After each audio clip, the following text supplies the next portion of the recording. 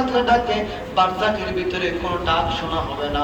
বলে দুনিয়া মুমিনদের জন্য এত দামি, একবার সুবহানাল্লাহর দ্বারা আল্লাহ এমন একটা গাছ দুনিয়ার সুবহানাল্লাহর দ্বারা বানিয়ে দেয়, বলে 500 বছর মাটিতে জীবরা দৌড়াইলেও ছায়া অতিক্রম করা যায় না। সুবহানাল্লাহ। দুনিয়ার সময়টা মুমিনদের জন্য দামি, যদি দামি বানানো যায়। আর দুনিয়ার সময়ের ভিতরে এত বেশি দামি, এত বেশি দামি, একবার সুবহানাল্লাহ বললে যদি 500 বছর অতিক্রম করা লাগে একটা ঘোড়া তো এমন জায়গার গাছের ব্যবস্থা করে দেওয়া হয়। আর দুনিয়ার সময়টা কত বেশি দামি, একবার সুবহানাল্লাহ পড়তে কয় সেকেন্ড প্রয়োজন হয়?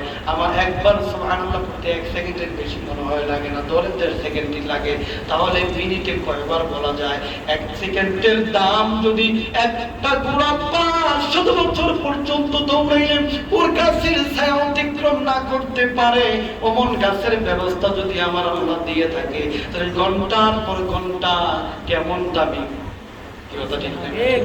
ঘন্টার পর ঘন্টা কেমন দামি। একবার সুবহানাল্লাহ বলতে 1.5 সেকেন্ড লাগে, 1.5 সেকেন্ডের দামি 1 সেকেন্ডের দাম যদি এত বেশি হয়, ঘন্টার পর ঘন্টার দামটা কেমন বেশি।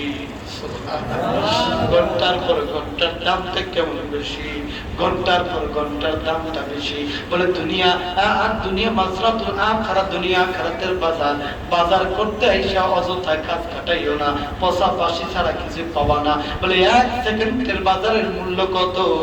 বলে 1 সেকেন্ড যদি একটা সুবহানাল্লাহ দ্বারা একটা গাছ ক্রয় করো, ওই গাছটার মূল্য কত জানো নি? ওই গাছটার মূল্য মাটি গোড়া 500 বছর দৌড়াইবে, ছায়া অতিক্রম করতে পারবে না। ঘন্টার চেয়ে ঘন্টার কত দামি, হাজার হাজার ঘন্টার কত দামি, হাজার হাজার মিনিটের কত দামি।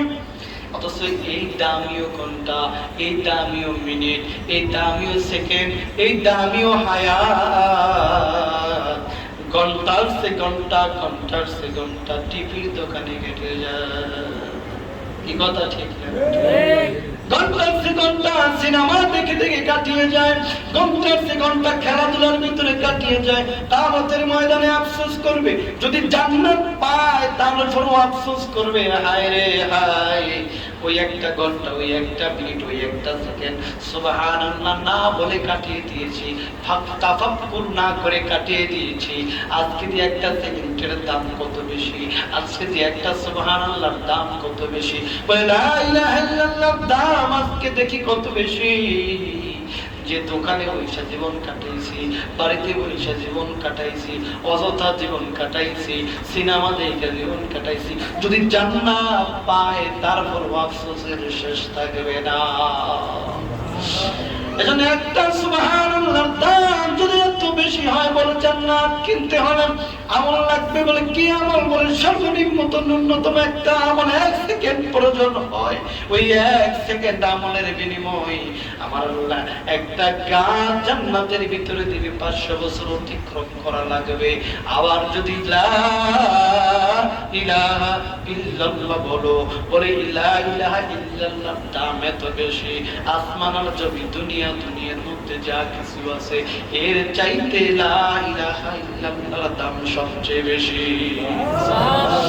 যদি এই শুকনো আমলের দাম এত বেশি হয়ে থাকে, এই 1 সেকেন্ড 1 মিনিটের দাম যদি এত বেশি হয়ে থাকে গো, তাহলে জীবন থেকে কত ঘন্টা ব্যয় হয়ে গেল, কত ঘন্টা ব্যয় করে দিলাম।